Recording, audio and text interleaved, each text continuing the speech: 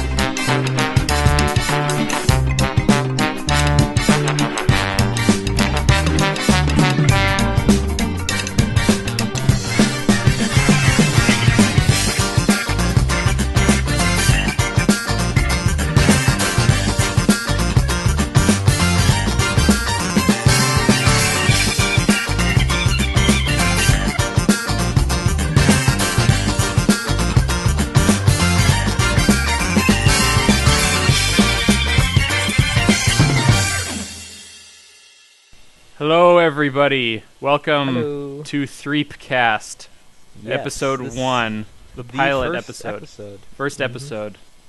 This is our very first podcast, so we basically have no idea what we're doing, so please bear with us through this first episode. It'll be fun, though. Yeah.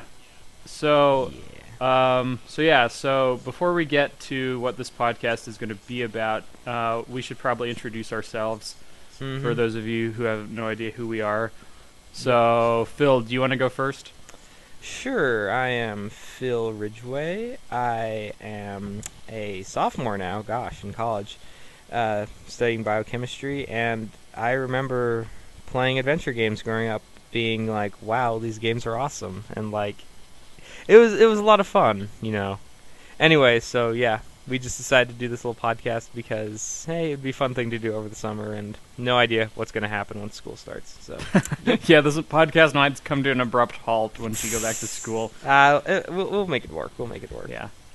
So I'm Elliott Ridgway. For those of you who are watching off of Ridgway Films, you probably know who Phil and I are already, but if you're getting this off of iTunes or something, you have no idea who we are. I live in Kansas City, and I work as a software engineer for Cerner, and I also do movies for Ridgway Films, and probably our best-known series on Ridgway Films is Earthbound. And on the topic of Earthbound, if you are sitting there wondering why we're recording this podcast instead of just working on Earthbound, and if you pester us with questions like that, we will not respond to those questions. So, come on. People just love Earthbound. Yeah, they do. As far as adventure games go, I think I played my first adventure game when I was 11. It was Day of the Tentacle, and I just kind of fell in love with the genre after that, and I'm not to the point where now I've got a bookshelf full of adventure games. And that's about it, I think, as far as relevance towards this podcast. So, let's talk about what this podcast is going to be about. We've mentioned the term adventure games a couple of times already, but if you're just coming to this podcast totally out of the blue, you probably have no idea what an adventure game is. Or maybe you do, and this part of the podcast will be totally irrelevant for you. But just for the sake of completion, I will go through a quick definition of what an adventure game is. I've got some notes here on facets of adventure games, but I found the Wikipedia article on adventure games, and that's a lot more thorough and interesting than what I've got, so I'm just going to read off the Wikipedia article.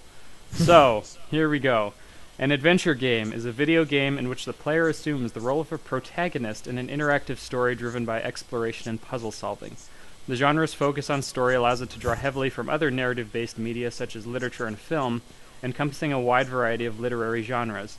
Nearly all adventure games, text and graphic, are designed for a single player, since this emphasis on story and character makes multiplayer design difficult. In the Western world, the genre's popularity peaked during the late 1980s to mid-1990s, when many considered it to be among the most technically advanced genres, but now it is considered something of a niche genre.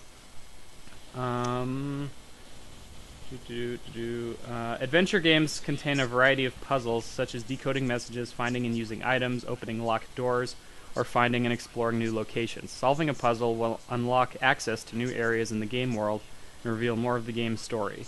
Logic puzzles, where mechanical devices are designed with abstract interfaces to test a player's deductive reasoning skills, are common.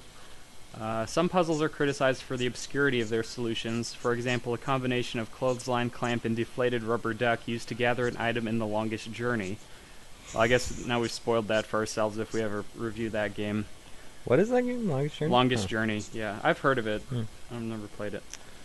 Right.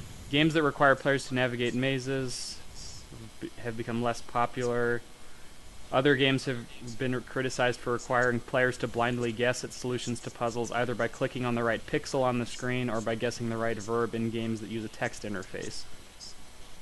Adventure games kind of have varying success with how they implement their puzzles. Some of them are pretty good about having logical solutions to problems. Other ones, it gets kind of out there and it gets kind of ridiculous, like which items you have to combine with which in order to get past a certain puzzle. I feel like that's a pretty comprehensive definition. Phil, you want to add anything to that? Yeah, thank you, Wikipedia. I would like to say, though, I'm not quite sure how relevant this is, but I have noticed that we've gone from an era where there are just so many adventure games, so many amazing games, to I think the only people doing them now are Double Fine and Telltale. Like, it's just kind of sad how few adventure games, classic adventure games, we're getting. Well, yeah, I mean, it has kind of gone through a slump in recent years. Like the article said, the peak was sort of in the 1990s, and then in the 2000s it kind of experienced a slump where not as many people were making adventure games. But I feel like it's kind of gotten back up on its feet, even though adventure games look a little different today. You'll find that most of the games from the 90s kind of all imitate each other to the point where they all kind of have the same look and feel, where you've got your verb choices for what actions you want the player to take on the bottom of the screen. You've got your inventory. Whereas I think adventure games now sort of place more of an emphasis on story and definitely. character development. Whereas before, the emphasis was more on creating really dense puzzles that you had to solve. Yeah, I think that's kind of descriptive of the times. Everyone wants games. I've noticed games have turned more into really pretty cutscenes than you do a couple of stuff in between cutscenes. Like, it's turned less from puzzle solving to just storytelling.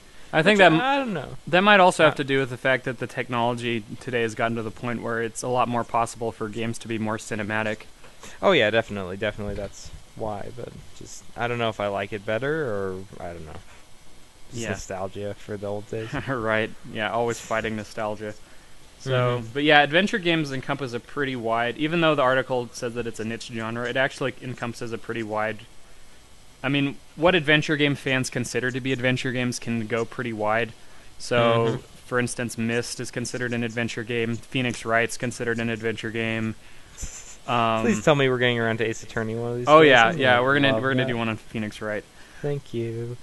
So yeah, it's a pretty wide spectrum of games that can be considered adventure games, and hopefully we'll get around to some of the more recent popular ones. For right now, though, we're gonna probably focus in on some of the classics from the 90s and LucasArts Golden Days. LucasArts Golden Days. Thank you. That was a nice segue. I was just getting ready to talk about LucasArts. Thank you. Most adventure game fans consider LucasArts to have made the best adventure games during the heyday of adventure games in the early 90s. It was really down to two companies. You had LucasArts on one hand, and then you had Sierra on the other hand, and they were kind of the two forerunners of the genre back when everybody was making adventure games. But I think LucasArts is pretty much commonly considered the king of adventure game making during the golden era. So for the first part of this podcast, or for the first couple episodes rather, we're probably just going to focus on LucasArts games and sort of talk about history of them, our memories of playing them, whether or not they still hold up today, and stuff like that. So, without further ado, we are going to jump right into the game for this episode, The Secret of Monkey Island. Ta-da! And this is pretty much well, I'll just jump right into the article. Sounds good. To start with that. Okay, so The Secret of Monkey Island. Let me take a drink before I start. This is a lot of text. Take a drink before you start, mate. Okay. The Secret of Monkey Island is a 1990 point-and-click graphic adventure game. Oh, do we want to discuss what point-and-click is? Well, I mean, point-and-click... I'm assuming that there might be people listening to this that are coming totally out of the blue and have no idea what an adventure Basically, game is. Adventure games came in two flavors, kind of. You had text-based where you entered the commands, like open door, you had to type it all in. You had to type it out. Whereas point-and-click was, in the bottom of the screen, you would be given a bank of, like, look at, use, pick up, push, pull, all the different commands. And you click the command that you wanted to use, and then you click whatever, or what you wanted to interact with. Right. So, like, I don't know.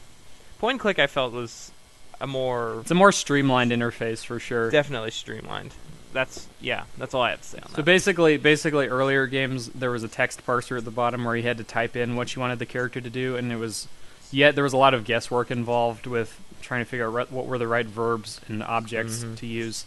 And then sort of later on, LucasArts kind of pioneered the idea that we can just give you the most common verbs and put them at the bottom of the screen so you're not guessing all the time. And so with that kind of setup, then you are more inclined to use the mouse to click on the verbs and click on stuff on the screen rather than type a bunch of stuff in. Hence, that's where the term point and click comes from, because you're pointing and clicking with the mouse. Anyway, back to the article.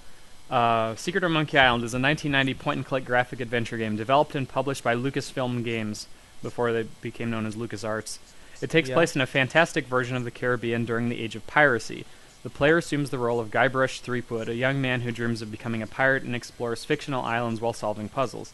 The game was conceived in 1988 by Lucasfilm employee Ron Gilbert, who designed it with Tim Schafer and Dave Grossman. Gilbert's frustrations with contemporary adventure titles led him to make the player character's death impossible, which meant the gameplay focused on exploration.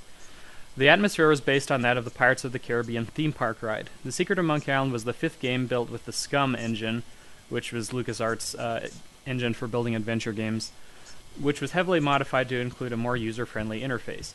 Critics praised The Secret of Monkey Island for its humor, audio visuals, and gameplay. The Secret of Monkey Island is a 2D. Yeah, we already sort of talked about how you play it. Do we want to talk about the plot in case people have never played Monkey Island? Sure. So basically, there's a plot section on the article. That's what I was asking. Well, come on, let's go off article. I mean, we know the plot. That's true. So basically, in Monkey Island, you play this guy named Guybrush Threepwood who wants to be a pirate, and you show up on an island one day, and you have this mission that you want to be a pirate. So you have to go talk to the pirate leaders, and they give you 3 tasks that you have to do to prove yourself worthy of being a pirate. Mm-hmm. And then along the way, you fall in love with the beautiful Elaine Marley, governess of the island, who then gets kidnapped by the ghost pirate LeChuck. And you have to go rescue her.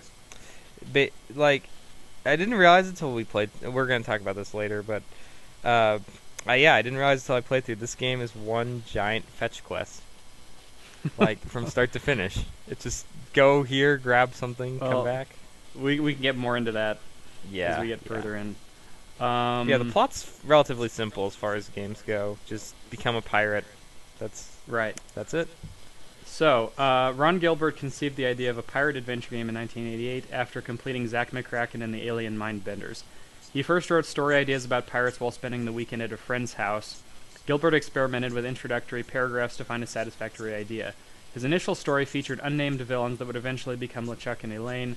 Guybrush was absent at this point. He pitched it to Lucasfilm Games staff as a series of short stories. Gilbert's idea was warmly received, but production was postponed because Lucasfilm Games assigned its designers, including Gilbert, to work on Indiana Jones and the Last Crusade, the graphic adventure.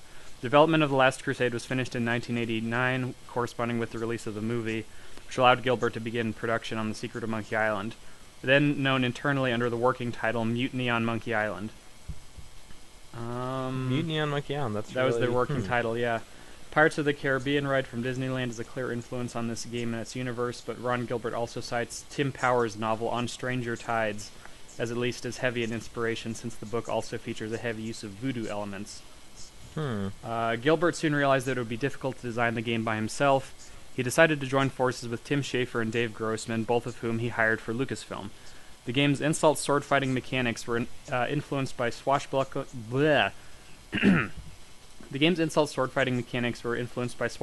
movies starring Errol Flynn, which Gilbert, Schafer, and Grossman often watched for inspiration.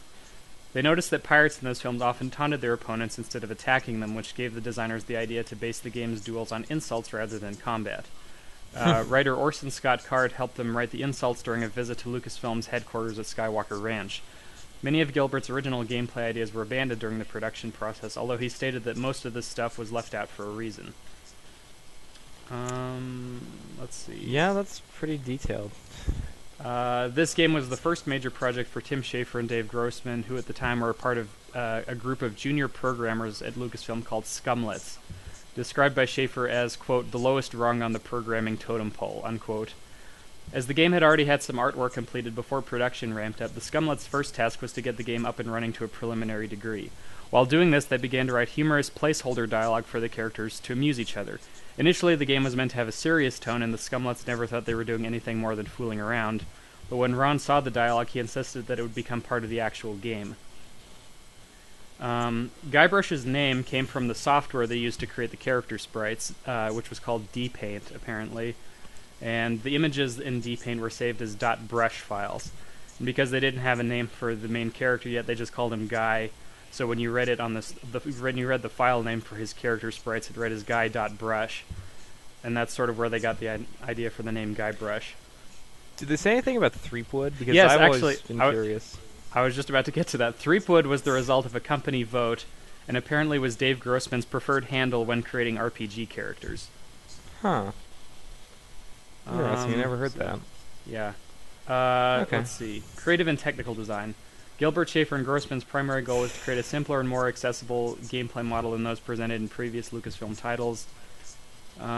He was frustrated by the adventure games that Sierra Online was releasing at the time, and later said that you died any time you did anything wrong. Gilbert considered such gameplay as a cheap way out for the designer. Gilbert aimed to avoid such errors in The Secret of Monkey Island. The team decided to make it impossible for the player character to die, which focused gameplay primarily on world exploration. The game's pirate reggae music was composed by Lucasfilm Games in-house musician Michael Land in MIDI format.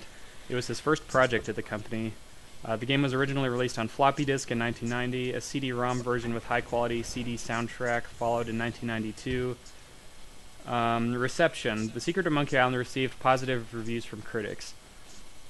Hartley, Patricia, and Kirk Lesser of Dragon praised the designer's attention to detail and cited the game's humor as a high point.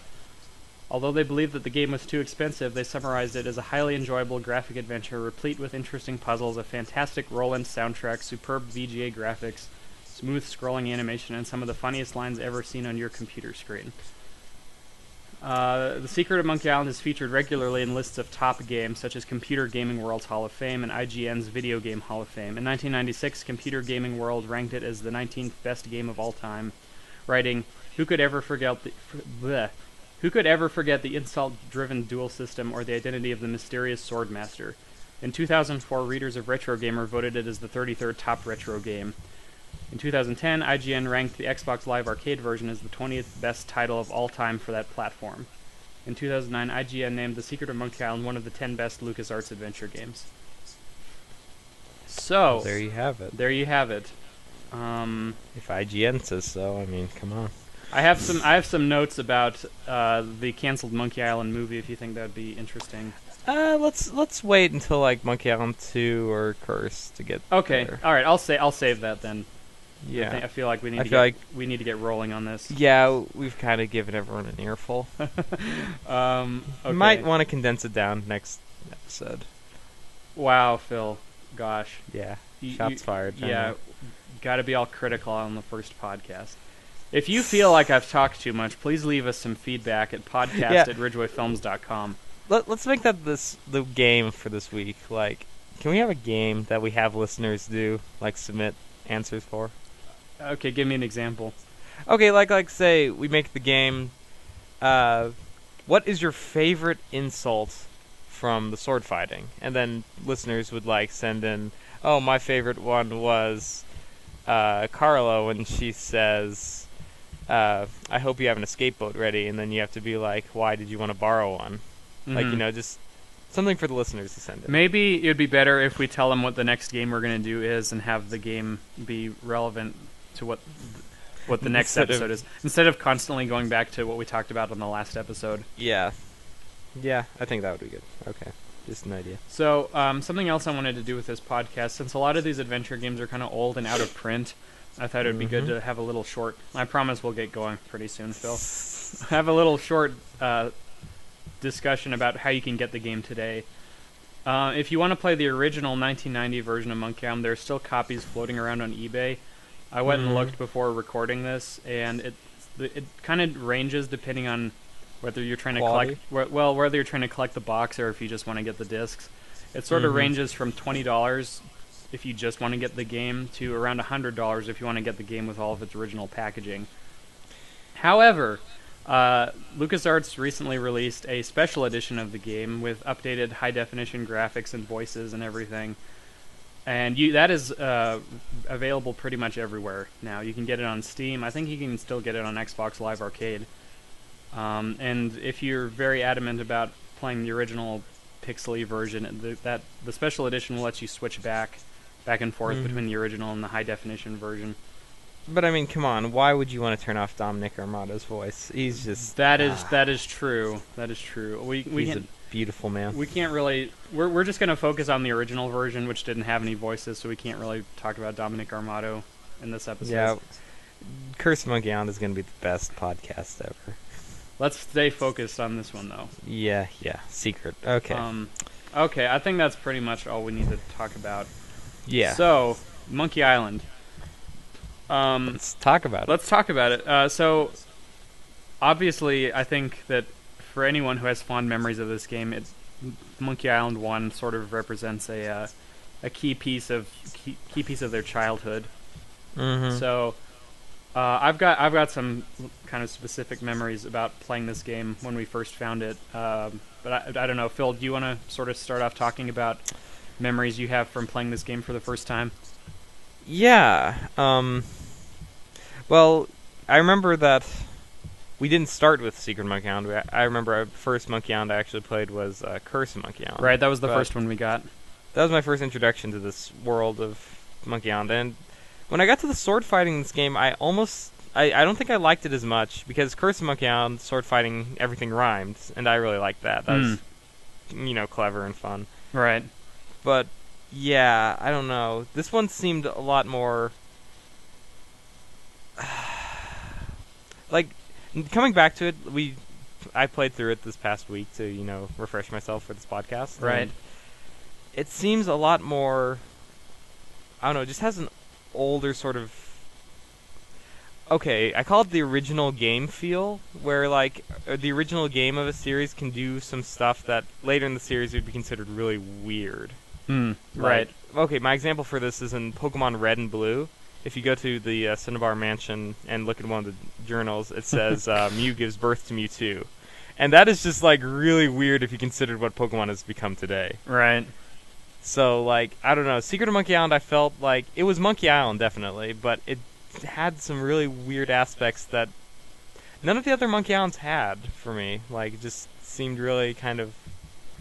I think I kind of know what you're talking about. This game kind of feels like it's got one foot in the old way of doing adventure games, like in the 80s, with like with like not necessarily in the terms of design, but just sort of in the feel of older computer games, and then it's got one foot in the modern way that every adventure game after Monkey Island did things.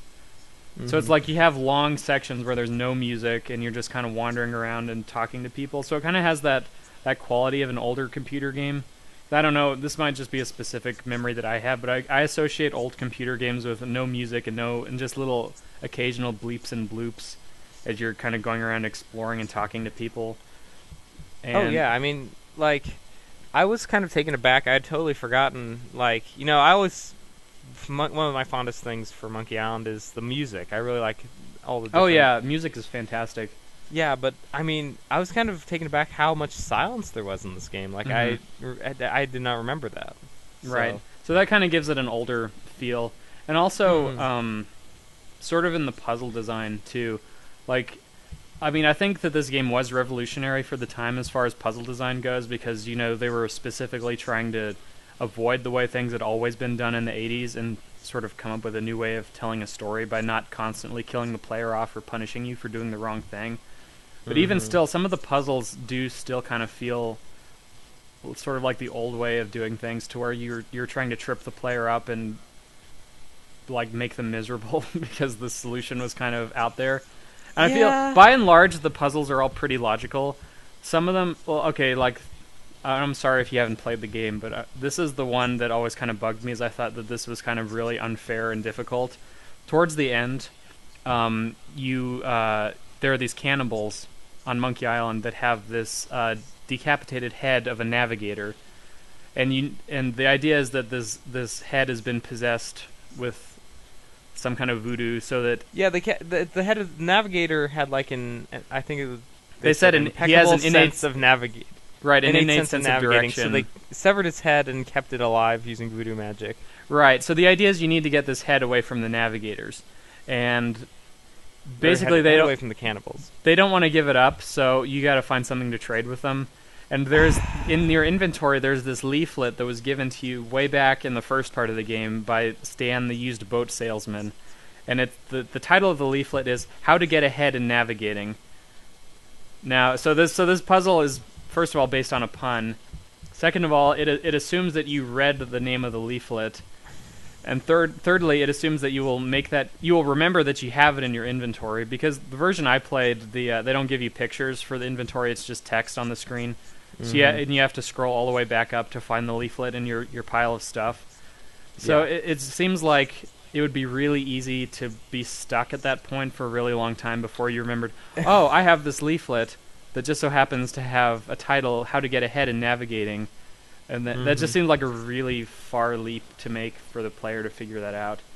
Yeah, I think I spent about 10 minutes sitting there, scratching my head trying to figure out... Because most of these puzzles, like you said, they're logical and they're fun and they make sense. And most of them I remembered.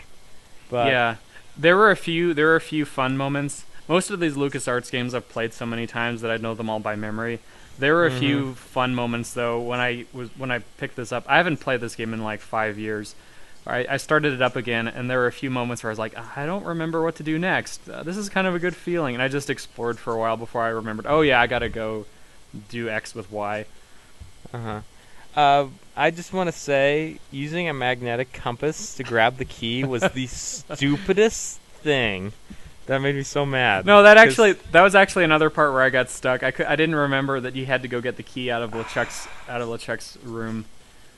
And oh yeah, I mean, it's a really solid adventure game, but just some of the puzzles again are just kind of what? Well, I think that's a common theme that's going to be going throughout this podcast. Is sometimes adventure game puzzles are not the most logical. I think on the spectrum of things, though, I think Monkey Island is probably one of the more logical adventure games. Oh yeah, definitely. I mean, it's logical, and it keeps you interested because the characters are just, the dialogue is so humorous that you just want to look at everything and try to pick up everything. It's really immersive. Right. I think the main area that this game succeeds, and it still holds up really well today, is in the attention to detail and the amount of little throwaway jokes that the designers put in there. It's just astounding how many little like great jokes you could just completely miss if you were just running through the game and just do the exact steps that you need to finish it. Oh yeah. I mean it's like you said, it encourages you to click on stuff and try stuff, and because everything you do, you get such a funny response.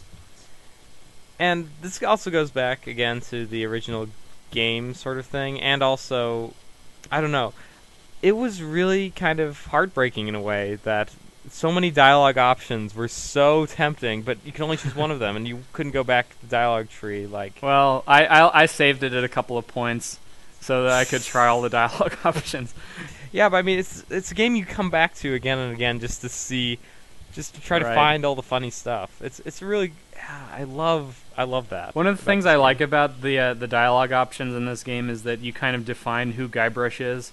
It's kind of like, I know, Phil, you haven't played The Walking Dead, but some of the dialogue options kind of reminded me of The Walking Dead, because there were points where you had like 4 options of different things you could say, and they kind of had a spectrum of, well, you can say there's really nice, polite answer, you can say there's really rude, nasty answer, and you kind of like could sort of like, as much as was possible for what the story was, you could kind of define Guybrush's character by how you respond to people.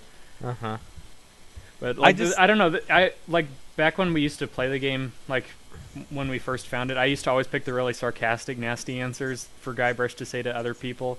But this time, I got more of a kick out of choosing the really like nice, naive. Oh my goodness! He's just super polite to everybody.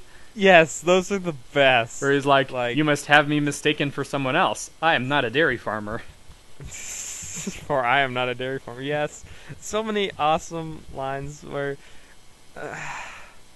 Oh no! Okay, my favorite, I think, and I think I told you about this earlier before the podcast started, but when you're talking to Meat Hook. Oh yeah. He's like, "What's your name?" And one of your options was like, "I'm Guybrush Threepwood." Let's see, was it Bowling Ball Head? It was Cannonball Head. Cannonball Head. Cannonball Head. Who are you? And then he's like, "I'm Meat Hook, and I don't like your tone."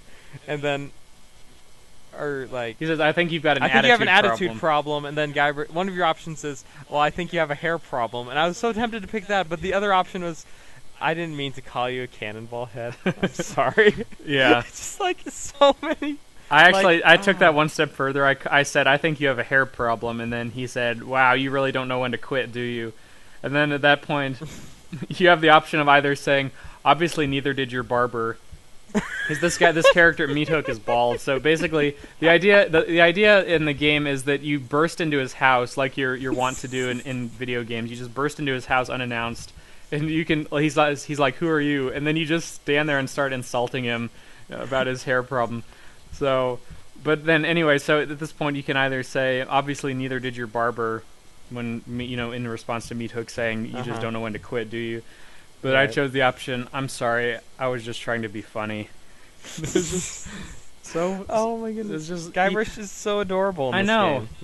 And that's the other thing, like, as much of a farce as this game is, to where everything is a joke, and it just kind of got that Monty Python and the Holy Grail quality, where you're just going from thing to thing just for the sake of a joke.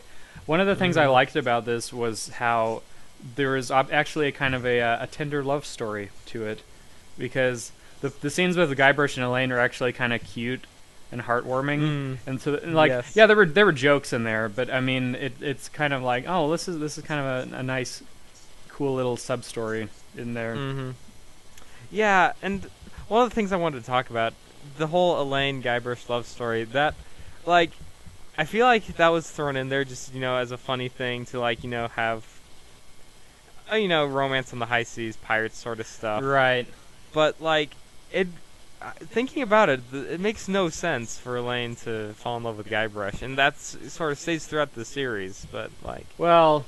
Yeah. Going and on that same note, it really makes no sense for LeChuck to go after Guybrush in the first place, because Guybrush gets to Melee Island, the first of the game, and then all of a sudden we cut away to this cutscene of LeChuck on his ghost ship, and he's alerted to the fact that Guybrush has just arrived on Melee Island.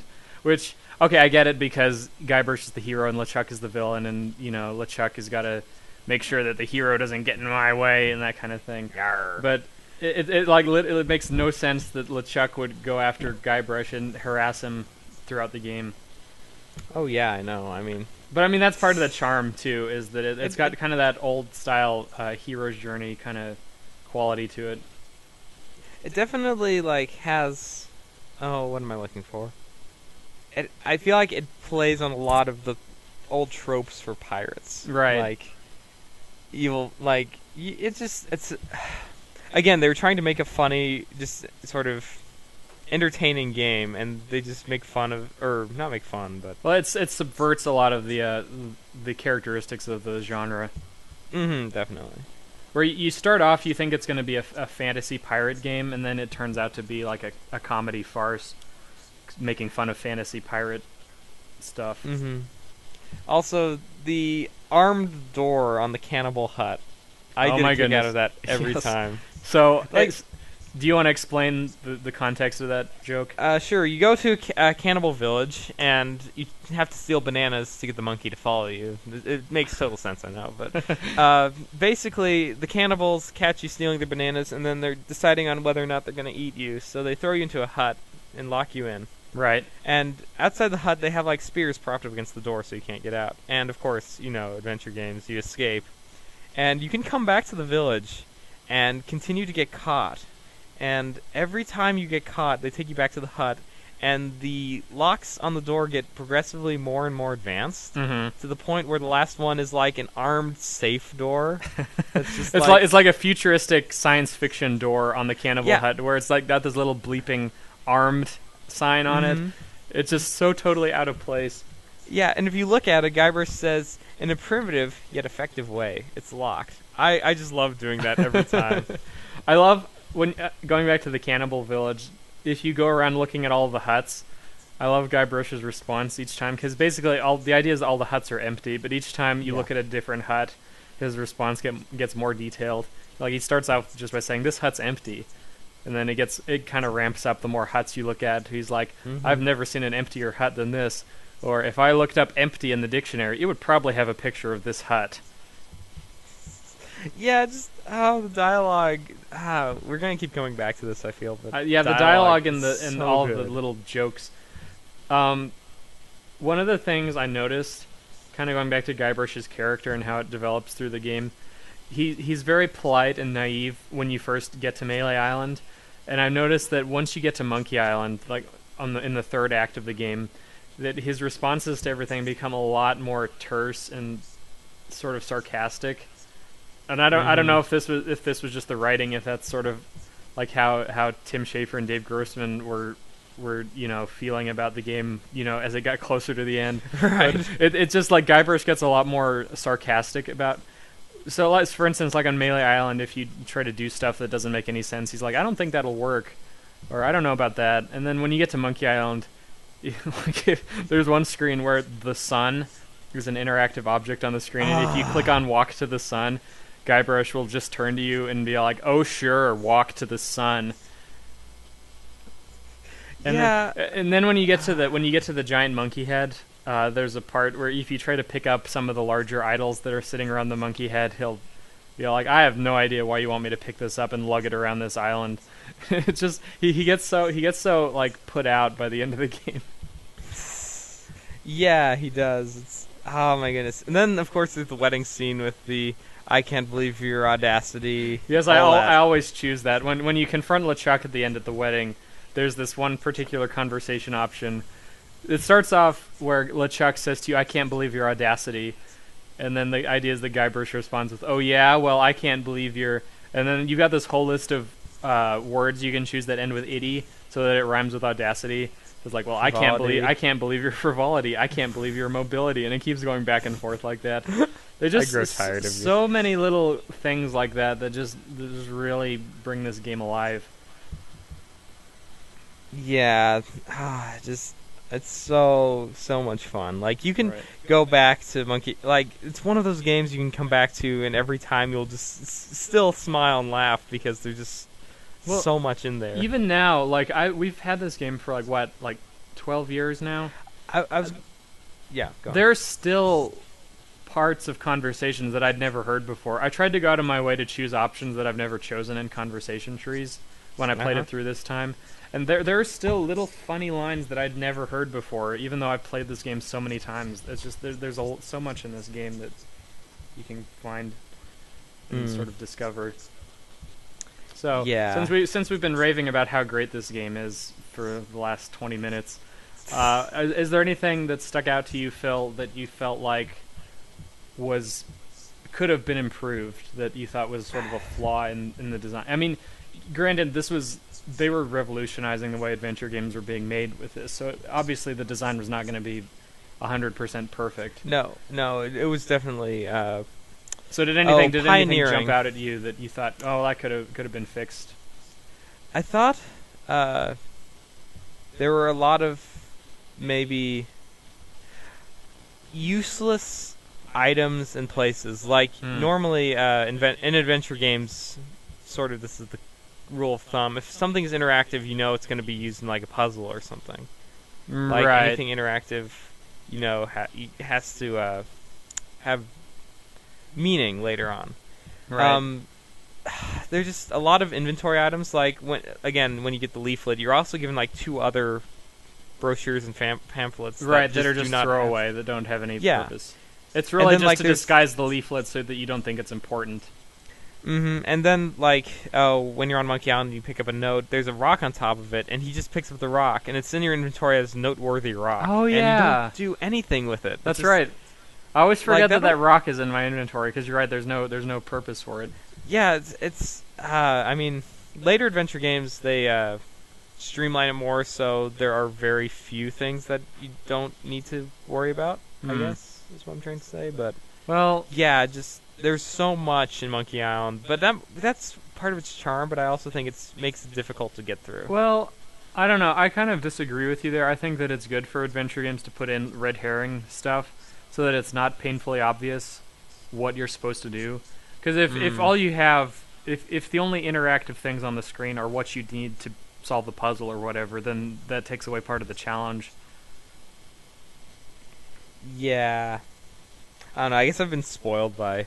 modern modern adventure games don't do that as much. It's sort of like you said, that if it's not interactive, then you don't need to worry about it. But if it's interactive, then you know it's important to solving the puzzle. Yeah, I do want to touch later about modern adventure games. Like, this had a really refreshing feel to me, sort of, in that it was really difficult. Like, I had not played an adventure game in a while that really just kind of stumped me for a while. Yeah.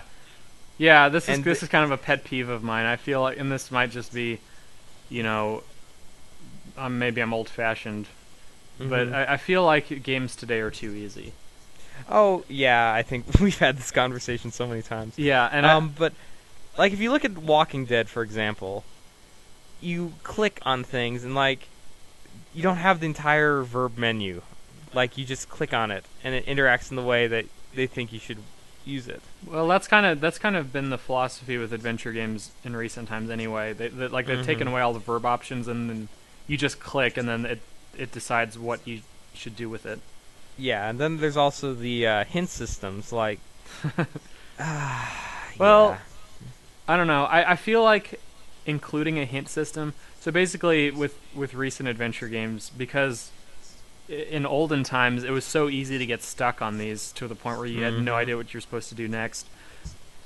What you had to do with games like Monkey Island, for instance, was you either had to call up Lucasfilm Games and order the hint book for the game, or you had to call their helpline and they would help you get through the game if you were stuck at a certain point.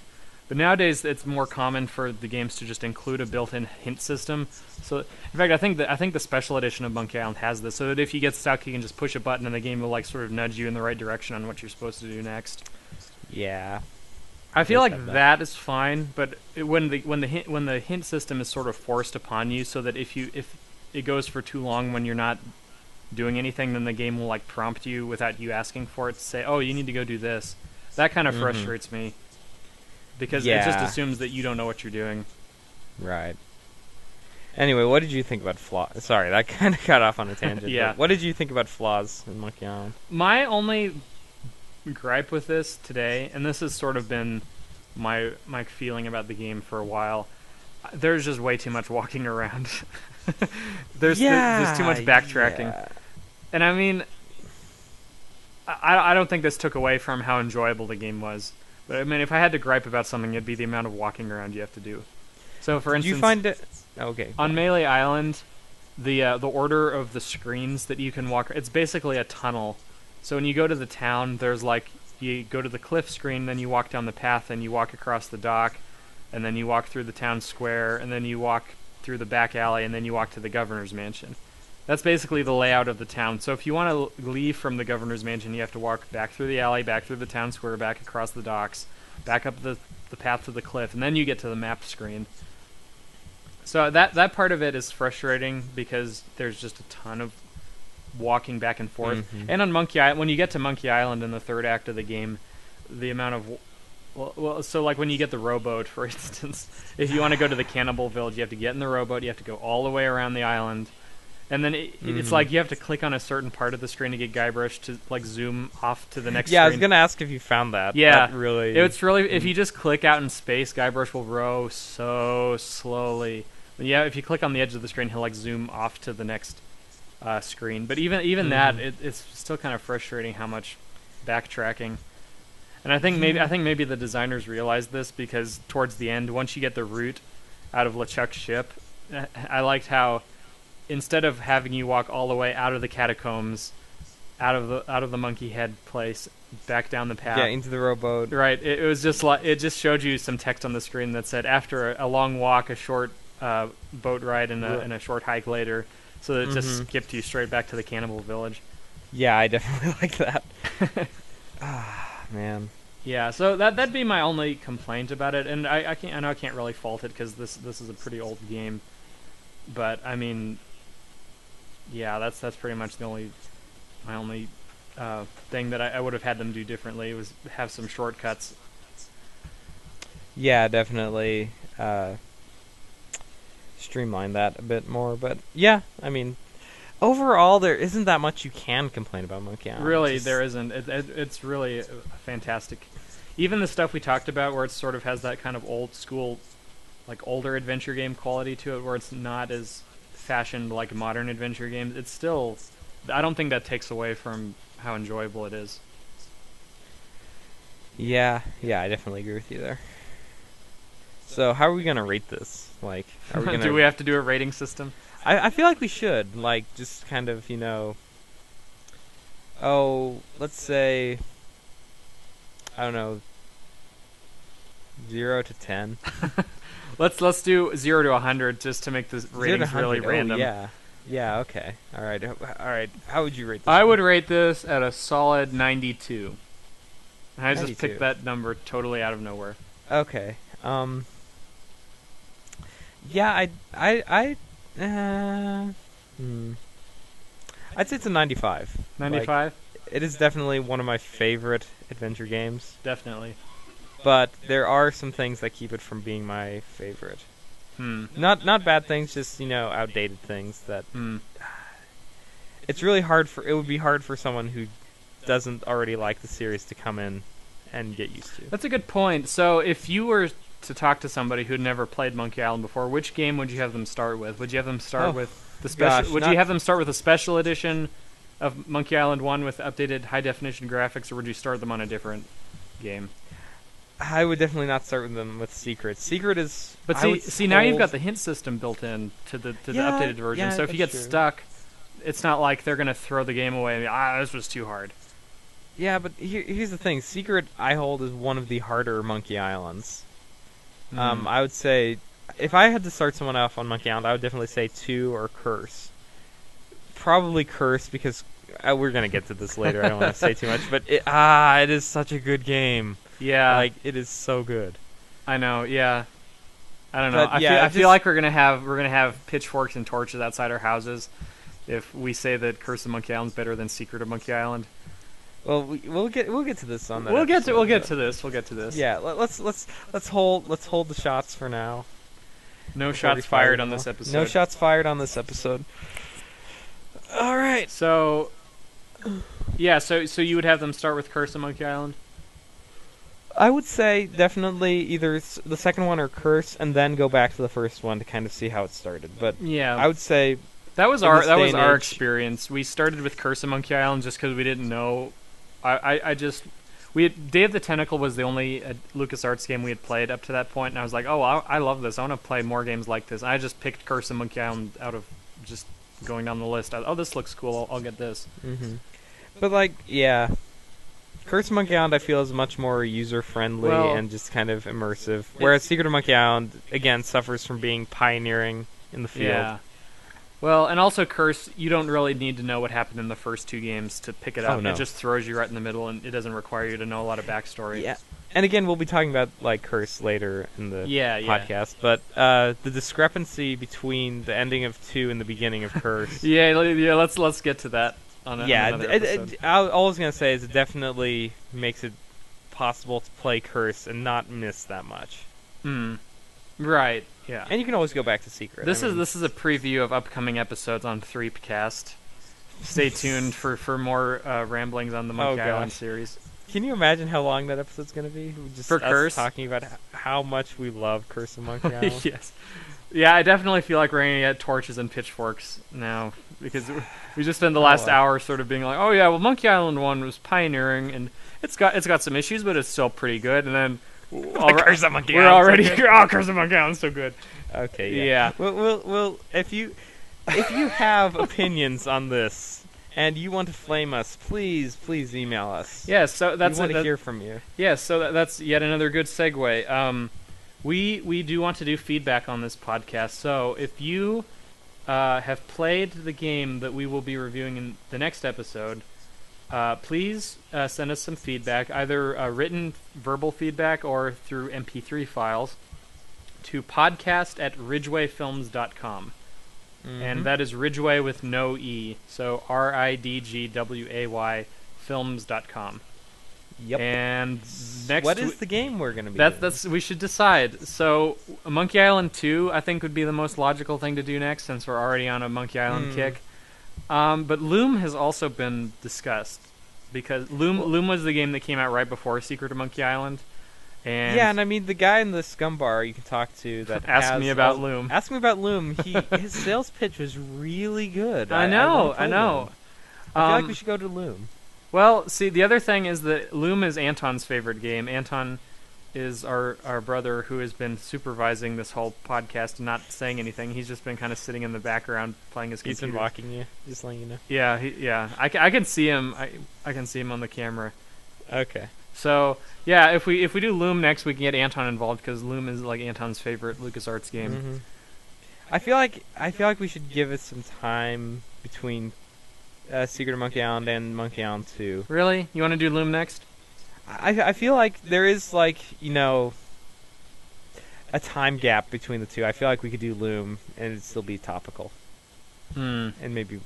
Well, my vote would be for Monkey Island 2, because I really want to get to Monkey Island 2. You really want to do Monkey Island 2 that bad? Yeah, I was kind of hoping we could go in order, like starting with All Monkey right. Island and going. But I mean, we can do Loom next if you want. But that means we're gonna have to get to Escape a Monkey Island. No. Okay, so yeah, I don't know. I mean, we're not in any huge hurry. Let's do Loom next. Okay. So, Yeah. episode 2 of Threepcast will be covering Loom, another LucasArts classic. If you have played Loom, or you have fond memories of Loom, please send us your feedback at podcast@ridgwayfilms.com. Mm-hmm. And I don't think we've talked about this, but sort of our not philosophy, but procedure we've decided on doing for this podcast is we would decide the game and then give ourselves a week before we record to play through it. Are we saying And 1 we're week? I thought that was the idea. If it becomes more difficult, we can give ourselves like 2 weeks maybe. Yeah, but we'll announce it on each podcast how long it'll be till the next episode.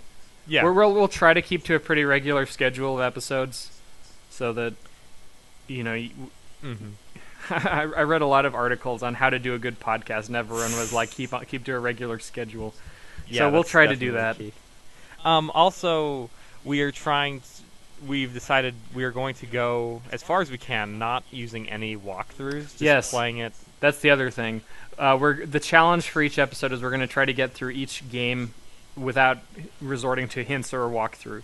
And that might be more difficult the more we get into games we're less familiar with. Jake. What? Nothing. So, yeah. No. Yeah. Like I said, I got stuck a couple of times on Monkey Island, but I was still able to power through this without too much trouble.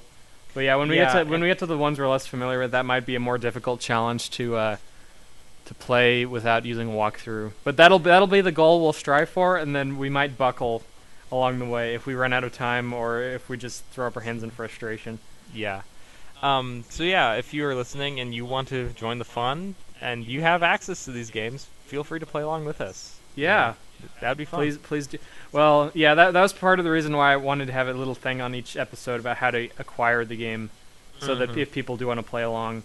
Do we want to go ahead and talk about that for Loom, since that's next time's episode? Tell people how to get it. Let's talk about Loom. A little. So Loom, well, we don't really need to get into the history. I'll just give you guys a quick... Yeah, talk about how you get a hold of it. How you get a hold of it. Well, actually, this is rather fortunate, because Loom is actually an older game. I'm gonna look this up just to make sure I'm not pulling stuff leading out of nowhere. People astray. Yeah, so Loom is currently available on Steam, believe it or not. You can really? You can get it for $5, and not only that, it is the super awesome... At one point in time, this version of the game was really rare and really hard to acquire. This was the 256 color talkie version with full voices. Really? Yeah. I have not played this. Yeah, well, see, the version we grew up with was the 16 color version that had no voices. This is the 256 color version that's got voices and a full orchestrated soundtrack. Oh my goodness. It really is the ultimate version of Loom, and it is available on Steam for $5. All right. Well, you heard him. And I would encourage you to, if you're listening along, to play this, because Loom is a pretty short and easy game. So, yeah, that's Loom. So, I guess it's now set in stone. Next episode we're doing is Loom. Yeah. There you go. All right. Do you want to talk about contact info? Like. Well, I think I've said podcast@ridgwayfilms.com like 5 Yeah, or but 6. like if they want to get a hold of us individually, like. I don't know. Right now, best way to do that would be through the Ridgway Films Facebook group. I'm going to try to start up a group specific to this podcast, depending on how much of a response we get and how interested people are in this. Yeah, the Facebook group for Ridgway Films, or ridgwayfilms.com. I think it lists a bunch of ways you can contact us. Yeah, and also there's the Twitter for Ridgway Films, and I have my own Twitter, Dr_Flip. Yeah, there we go. Dr. Flip. Yeah, it's not hard to contact us. Mm-hmm. If you want to harass us about the fact that we're doing a podcast and not working on Earthbound, please feel free to not contact us. Thank you. I'll sift through all the hate mail. I'll take the bullshit. I'll forward all the hate mail about us not working on Earthbound to you, Phil, and you can. Okay. We should Okay, so if we do, I mean, I'm not encouraging you guys to do this, but if we do start getting mail about why aren't you guys working on Earthbound, we should read it on the podcast. Oh, definitely. We should have anyway, Earthbound hate mail reading segment of the show. Yeah, I think this is dragged on for a little too long. Yeah, we've been going for about an hour. I feel like it's a good length. Yeah. Okay. Right. Well, thank you for listening. Episode 1 of Threepcast. Episode 1 done. in the can. We did it. Yeah. Yep.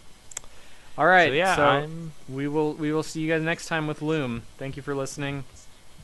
Bye. Oh, please send us your feedback. I don't think I said that enough times. Send feedback and let us know how we did. All right. Yeah. Okay.